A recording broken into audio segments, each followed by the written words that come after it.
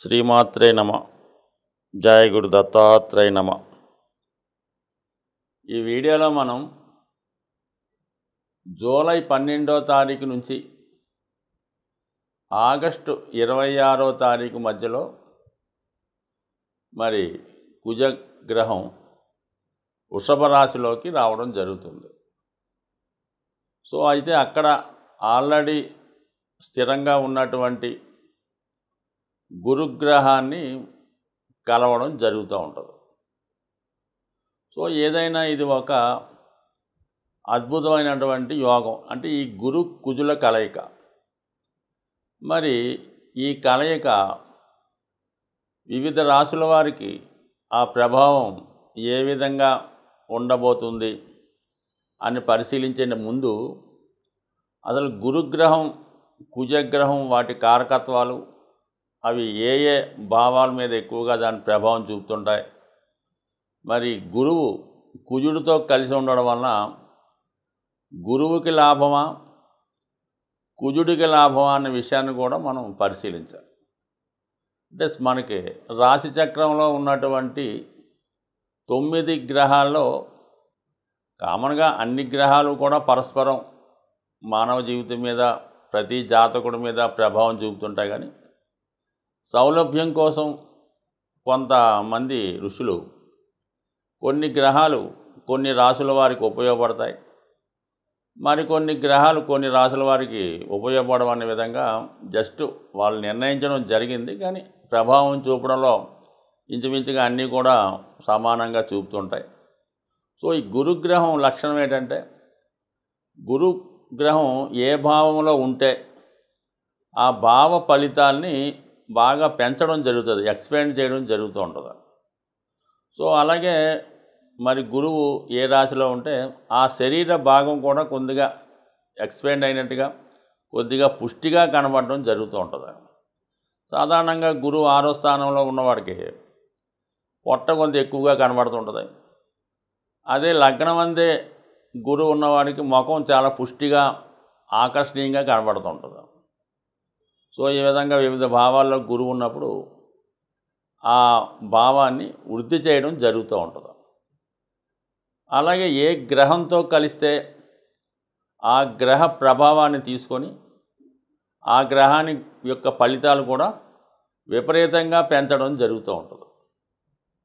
మరి సుమారుగా ఇప్పుడు కుజుడు ధైర్యానికి కారకుడు, ధనానికి భూములకి స్థిరాస్తికి కారణం అవుతుంటాడు. అంటే ధనం అంటే భూముల మీద వచ్చే ధనానికి కారణం అవుతూ ఉంటాడు. అలాగే సేవక రంగంలో ఉన్న వాళ్ళకి ఈ పోలీస్ డిపార్ట్మెంటు, రక్షణ శాఖ మొదలగు వాటికి కుజుడు కారణం అవుతుంటాడు. మరి కుజుడు ఎవరికైతే మిత్రగ్రహం అవుతాడో, ఎవరి జన్మజాతకంలో కుజుడు బలంగా ఉంటాడో వారికి కుజుడు యొక్క ఫలితాలు గురువు అనుకూలంగా ఇవ్వడం జరుగుతూ ఉంటుంది. సో ఈ విధంగా ఈ 2 గ్రహాలు కూడా మరి ఏ ఏ రాశుల వారికి బలంగా అనుకూలంగా ఉంటాయి, ఏ ఏ రాశులకు వ్యతిరేకంగా ఉంటాయని మనం ఇప్పుడు తెలుసుకోబోతున్నాం. అయితే మరి మనకి ఇదే గురువు రాహుతో కలిసినప్పుడు గురుచండాల యోగం అంటాం. అప్పుడు ఏమవుతున్నాడు, గురువు రాహు ఫలితాలు తీసుకొని తన యొక్క సహజమైనటువంటి సంస్కారాన్ని కొంతవరకు తగ్గించుకొని కొంతవరకు జాతకుడిని వేరే మార్గాల ద్వారా నడిపిస్తుంటాడు. అదే గురువు చంద్రుడితో కలిసినప్పుడు గజకేసరి యోగం అనే అద్భుత యోగం ఏర్పడడం వల్ల జాతకుడికి అన్ని రకాల సౌఖ్యాల్ని కలిగిస్తూ ఉంటాడు. అయితే స్త్రీల వల్ల అవమానాలు కూడా కలిగిస్తుంటాడు. మనకి కలిగించినటువంటి ఇప్పుడు ఈ కుజ గురుగ్రహాలు 2 కూడా మిత్రగ్రహాలు. ఈ మిత్రగ్రహాలు 2 కూడా శత్రుస్థానంలో కలుస్తున్నమాట. అంటే శుక్రుడి యొక్క రాశి అటు గురువుకి శత్రుస్థానం అవుతుంది, కుజుడికి ఒక విధంగా సమస్థానం అయినప్పుడు కూడా టెక్నికల్గా శత్రుగ్రహ స్థానమే అనుకుందాం. అప్పుడు ఏమైతే అంటే ఈ 2 గ్రహాలు ఆటోమేటిక్గా కలవడం వల్ల ఏంటంటే వ్యక్తిగతంగా వీటి యొక్క బలాన్ని పెంచుకోవడం జరుగుతూ ఉంటుంది. సహజంగా మరి ఈ 2 గ్రహాలు వృషభ రాశిలో కలవడం వల్ల ఆర్థిక పరంగా కామన్గా ఇది అందరికీ కూడా వర్తిస్తుంటుంది. సహజ రాశి చక్రమైనటువంటి ధనస్థానం వృషభ రాశి. ఆ రాశిలో గురువు అక్కడ ఉండడం వల్ల, అక్కడ కుజుడు రావడం వల్ల ఏమైందంటే, కుజుడు కారకత్వాల ద్వారా జాతకుడు ధనాన్ని సంపాదించే ప్రయత్నం చేస్తాడు. దీనికి ముందుగా రియల్ ఎస్టేట్ రంగం పుంజుకునే అవకాశం ఉంది. భూములు, స్థిరాస్తులు విలువ పెరిగే అవకాశం ఉంది.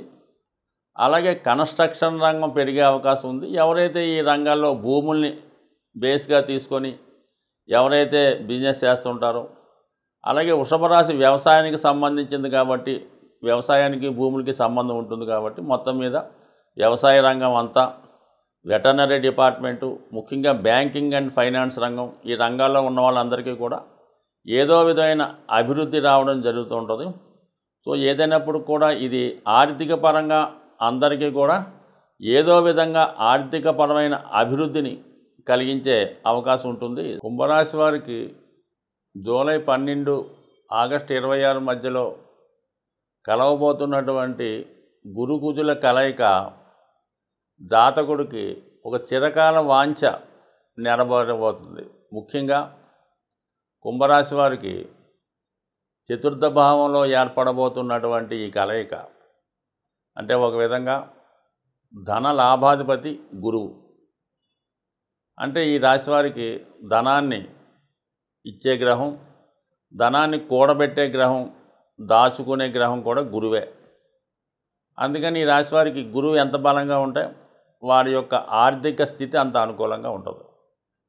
ధనాధిపతి ఏ గ్రహంతో కలిస్తే ఆ గ్రహ కారకత్వం ద్వారా జాతకుడు ధనాన్ని సంపాదించడం జరుగుతుంది. అలాగే లాభాధిపతిగా గురువు ఏ భావంలో ఉంటే ఆ భావం కొరకు ఖర్చు పెట్టడం కానీ, దాని మీద ఇన్వెస్ట్ చేయడం కానీ జరుగుతూ ఉంటుంది. అందుకని జాతకుడు ఎప్పుడు కూడా, ఈ కుంభరాశి వారికి ఎప్పుడు కూడా కుటుంబం, ధనం ఈ రెండు వైపే తిరుగుతూ ఉంటుంది జీవితం అంతా కూడా.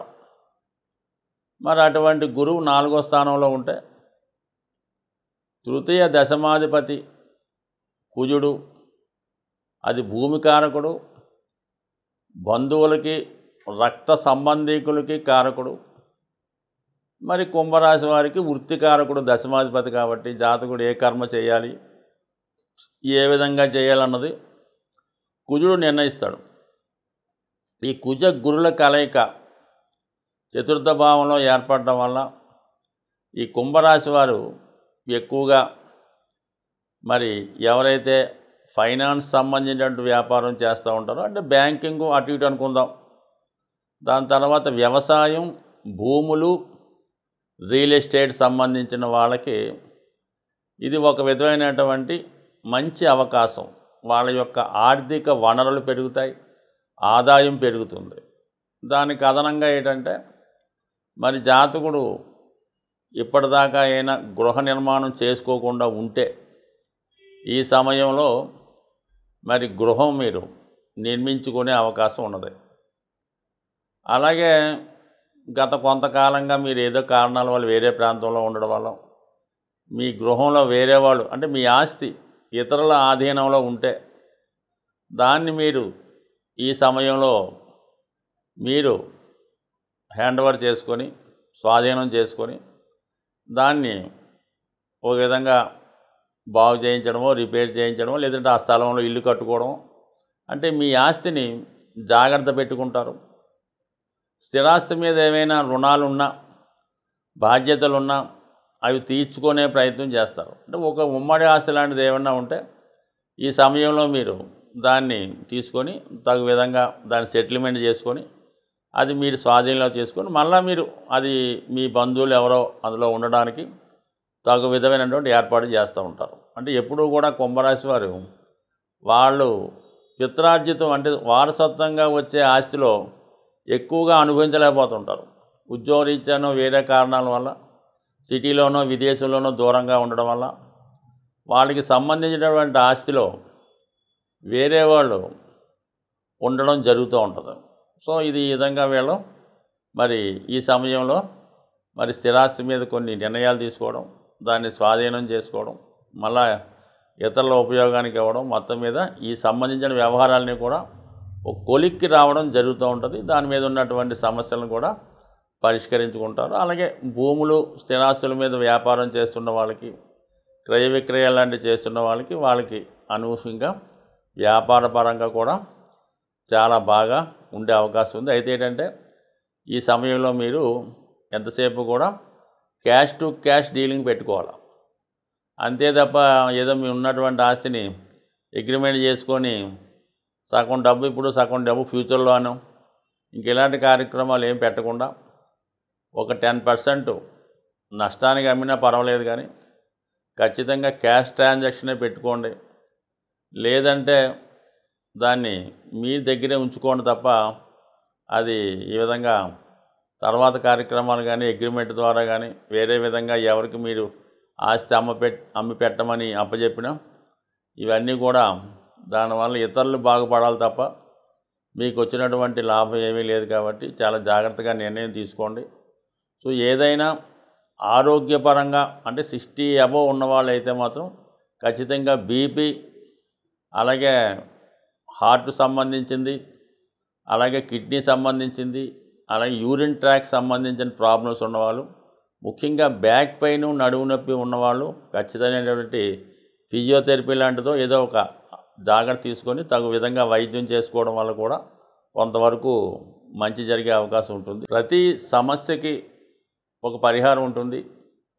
ప్రతి గ్రహానికి కూడా ఒక విధమైనటువంటి పరిష్కారం ఉంటుంది. గురుగ్రహం మనకి అనుకూల భావాల్లో ఉన్న, వ్యతిరేక భావాల్లో ఉన్న ఆ ఫలితం మనకు కావాలంటే ఖచ్చితంగా మరి గురుగ్రహానికి దైవ ఆరాధనతో ఖచ్చితంగా గురువుని ప్రసన్నం చేసుకోవచ్చు. గురువుని చాలా సులభమైన మార్గంలో మనం తృప్తిపరచవచ్చు. అదేంటంటే గోసేవ, గోవుల్ని సేవించడం, గోవుల్ని రక్షించడం, అలాగే గోవులకి తగు విధమైనటువంటి ఆహారాన్ని ఇవ్వటం వల్ల గోశాల దర్శించి అక్కడ సాధ్యమైనంత వరకు ఆ గోశాలని శుభ్రం చేసే కార్యక్రమం చేయాలి. అంటే శుభ్రంగా దాన్ని తుడిసి అక్కడ ఉన్నటువంటి మాలిన్యం ఏమైనా అంటే శుభ్రంగా తీసేసి చక్కగా దాన్ని తుడిసి చాలా నీట్గా ఉన్నట్టు ఉండాలి. సో అలాగే దాని తర్వాత ఏంటంటే గోవులకి మీరు ఏదైనా ఆహారాన్ని కూడా అంటే అక్కడ ఉన్నటువంటి వాతావరణం అదంతా శుభ్రం చేయడం వల్ల ఖచ్చితంగా మీకు ఎటువంటి దోషం అన్నా పరిహారం అవుతుంది. అక్కడికి ఏళ్ళనాటి శనిలో, జన్మశనిలో, అష్టమ శని లాంటిది ఉన్నా కూడా మీకు అటువంటి అవకాశం వస్తే గోశాలని పరిశుభ్రం చేసే కార్యక్రమం చేయండి. శుభ్రంగా దాన్ని తుడిచి దాన్ని శుభ్రం చేయండి, ఖచ్చితంగా మీకు బాగుంటుంది. అలాగే మీకు అవకాశం ఉంటే గోవులకి మంచి గాలి తగిలేలాగా ఒక 4 ఫ్యాన్లు, ఒక 3 ఫ్యాన్లు అక్కడ గోవులు తగిలేలాగా ఏర్పాటు చేయడం. అయితే గోవులకి మరి శనగలు ఆహారంగా ఇవ్వడం వల్ల అంటే ఆ గోవుకి ఏంటంటే గోవు దేవతా స్వరూపం కాబట్టి మరి భక్తుడు మనకి ఎందుకు సేవ చేస్తున్నాడు అని వాడికి ఏం తెలుస్తుంది? ఈ రూపంలో మాట మరి శనగలు ఇవ్వటం వల్ల ఓహో వీడు విద్య కోసం, గురుగ్రహ అనుగ్రహం కోసం వచ్చాడు. కందులు పెడతారు మంగళవారం రోజు నానబెట్టి, ఓహో వీడు పెళ్లి కోసం, కుజగ్రహం అనుగ్రహం కోసం వచ్చి గోవుకి తెలిసి అది మనకి ఇచ్చే ప్రయత్నం చేస్తుంటుంది. అంటే గోవు డైరెక్ట్గా ఇచ్చేస్తుంది. మీకు ఏ దేవతని మీరు అక్కర్లేదు. గోవు మీకు డైరెక్ట్గా ఇచ్చే అన్ని సకల సౌకర్యాలు గోవు ద్వారా పొందే అవకాశం ఉంటుంది. మీకు పురాణాల్లో కూడా తెలుసు. అందువలన ఏంటంటే గోవుని కోరితే ఖచ్చితంగా ఇస్తుందన్నమాట.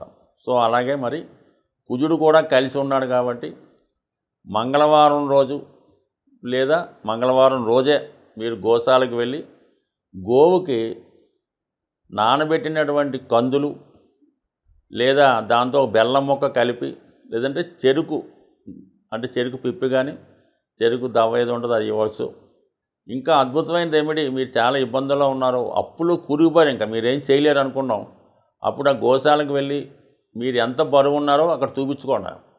మీరు ఒక 60 కేజీలు ఉన్నారనుకోండి, 60 కేజీలకి బెల్లం ఎంత ఖరీదు అవుతుంది, కేజీ 100 రూపాయలు, 6000 అక్కడ డొనేట్ చేయండి. వాళ్ళు దేనికి ఉపయోగిస్తారో మనకు అనవసరం, మీరు అక్కడ డొనేట్ చేయండి. మీకు ఓపిక ఉంటే 60 కేజీలు బెల్లం కొని తూకం వేసుకొని అక్కడ ఇవ్వండి.